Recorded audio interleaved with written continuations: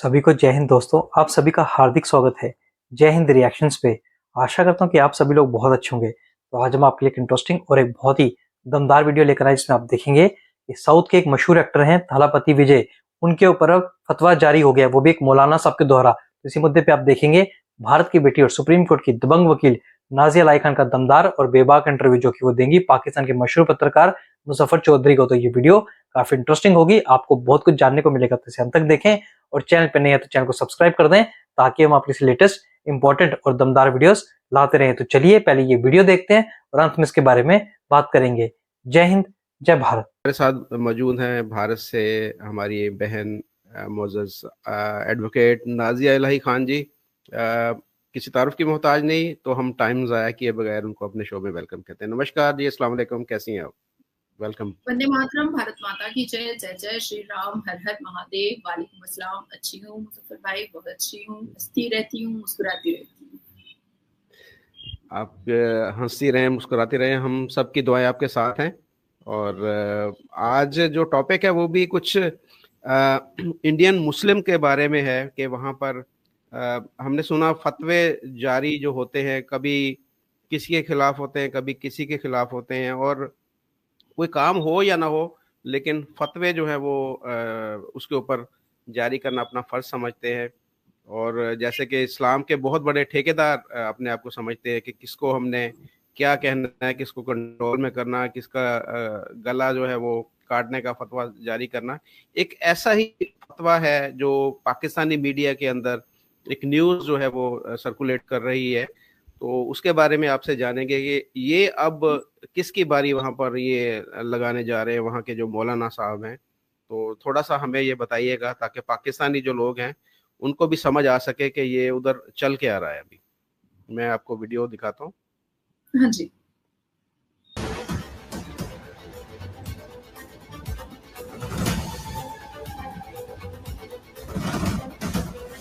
इफ्तार party देने वाले गैर मुस्लिम भारतीय अदाकार के खिलाफ फतवा जारी। इफ्तार पार्टी में मधुबाज अफराद पर शराब नोशी और जुआ खेलने के इल्जाम भी हैं। मारूफ तामिल अदाकार और सियासतदान थलापति विजय के खिलाफ ऑल इंडिया मुस्लिम जमात के सदर और चश्मा दारुल फतह के चीफ मुफ्ती मौलाना शहाबुद्दीन रिजवी बरेलवी की जानिब से फतवा जारी किया गया है। फतवे में विजय पर इस्लाम मुखालिफ रवैये और सियासी मुफाद के लिए मजहबी जज्बात से खेलने का इल्जाम आयद किया गया है। मौलाना रिजवी ने इल्जाम लगाया है कि विजय ने अपनी फिल्मों में मुसलमानों को दहशतगर्द और शिद्दत पसंद के तौर पर पेश किया।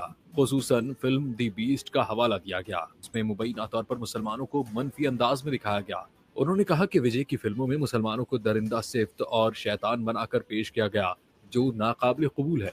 फतवे में मजीद कहा गया है कि विजय ने इफ्तार की तकरीब में ऐसे अफराद को मदऊ किया जो न रोजे से थे और न ही इस्लामी तालीमात पर अमल पैरा, बल्कि उनमें बाज पर शराब नोशी और जुआ खेलने के इल्जामात भी हैं।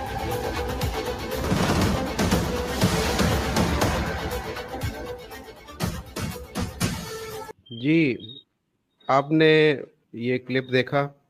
इसके अंदर दो तीन चीज़ें अहम हैं जो कि डिस्कस करने वाली। एक तो ये है कि उन्होंने इफ्तार पार्टी के अंदर शराब भी पी, वहाँ पर जुआ खेला।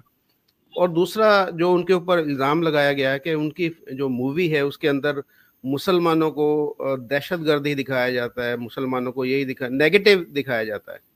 तो ये दो अलग अलग उन्होंने इल्ज़ाम लगाए हैं। तो क्या आपका कहना है कि क्यों ये जो इंडियन मूवीज़ हैं वहाँ पर मुसलमानों को दहशतगर्द दिखाया जाता है, जबकि मुसलमान अच्छे भी तो होंगे ना, ये तो नहीं कि सारे के सारे दहशतगर्द हैं, तो ये क्यों ऐसे दिखाया जाता है?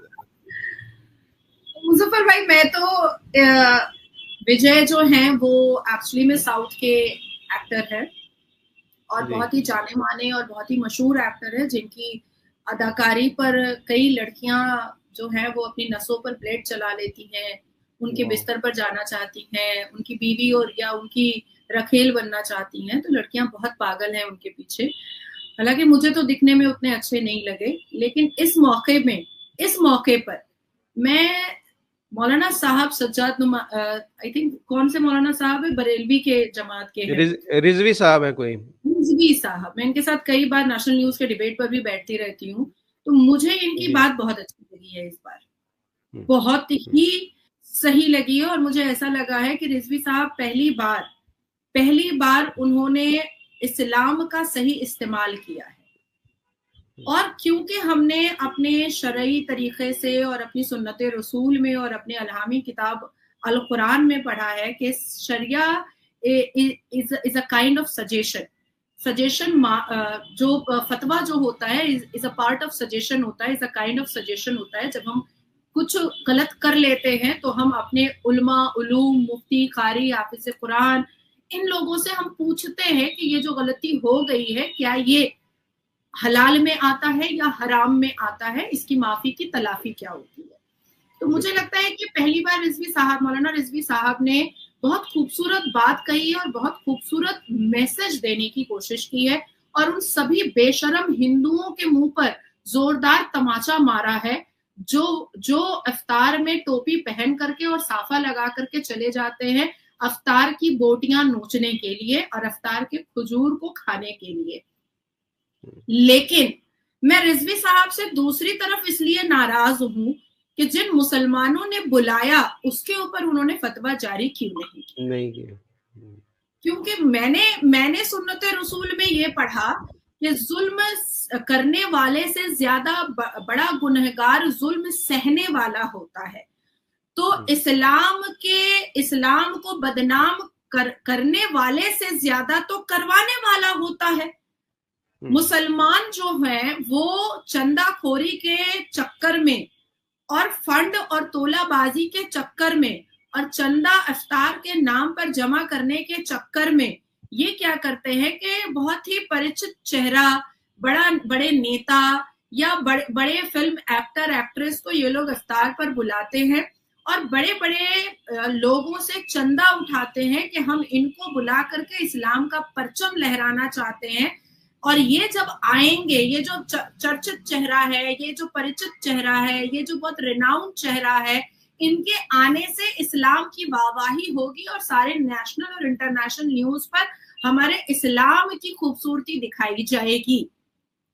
तो ये पैसे के लालच में और खुद को मशहूर और शोहरत देने के लालच में ये जो ऐसे हिंदुओं को बुलवाते हैं, इनके ऊपर भी तो रिजवी साहब को फतवा जारी करना चाहिए और ऐसे उन तमाम मुसलमान ऑर्गेनाइजेशन वाले पर फतवा जारी करना चाहिए जो हिंदुओं को बुला करके कभी ईद की नमाज में बुला लेता है, कभी ईद मिलादुन नबी के मिलाद में बुला लेता है, कभी मजार पे बुला लेता है, कभी इफ्तार पे बुला लेता है, कभी मुहर्रम के जुलूस में बुला लेता है, कभी ईद मिलादुन नबी के जुलूस में बुला लेता है। तो क्यों बुलाते हो भाई?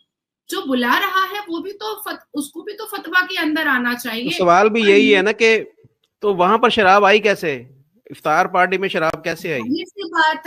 जाहिर सी बात है कि जिसने ऑर्गेनाइज किया उसी ने लाया शराब, उसी ने जुआ खेलने का और ताश पत्ता खेलने का और चरस गांजे का इंतजाम किया होगा कि विजय जी आप जरूर आइए, मैं आपके हिसाब से पूरा इंतजाम रखूंगा। ममता बनर्जी साहिबा आप जरूर आइए ईद की नमाज में, मैं आपके हिसाब से सारा इंतजाम रखूंगा। अब जैसे मैं सभाओं में जाती हूँ तो मैं पहले ही बोल देती हूँ कि मेरे लिए ब्लैक कॉफी बिना चीनी के जरूर रखिएगा, क्योंकि मैं वो पीने के बाद ही अपनी स्पीच को रखती हूँ। तो जाहिर सी बात है कि जिसको जिस चीज का नशा है उसको उस चीज का इंतजाम देना पड़ता है जो ऑर्गेनाइजर होते हैं।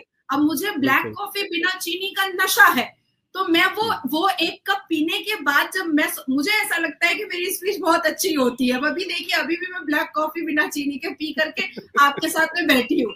तो उसी तरीके से विजय ने बोला होगा कि मैं तुम्हारे इफ्तार में आऊंगा लेकिन तुम्हें शराब और जुआ का इंतजाम करना होगा। तो मुसलमानों ने टोपी पहन करके और रमजान जैसे मुबारक महीने को शराब नवेशी और जुआ खाना बना दिया। तो दोस्तों आशा करता हूँ कि वीडियो को आपने अंत तक देखा होगा और हमेशा की तरह नाजिया लाई खान का दमदार और बेबाक रिएक्शन आपको काफी पसंद आएगा, जहाँ पे आपने देखा कैसे इफ्तार पार्टी में शराब परोसे जाने पे मौलाना रिजवी को गुस्सा आया और उन्होंने विजय पे फतवा जारी कर दिया, जिसके बारे में पूरी डिटेल्स आपको दी नाजिया लाई खान ने। तो ये वीडियो अगर आपको पसंद आई है इसे लाइक और शेयर जरूर कर दें और अपने विचार हमें कमेंट सेक्शन में लिखकर जरूर बताएं। और एक बार फिर चैनल पे नहीं है तो चैनल को सब्सक्राइब कर दें ताकि हम अपने से लेटेस्ट इंटरेस्टिंग और दमदार वीडियोस लाते रहे। तो चलिए फिर मिलेंगे ऐसी किसी जबरदस्त वीडियो में, तब तक अपना ध्यान रखिए। जय हिंद, जय भारत।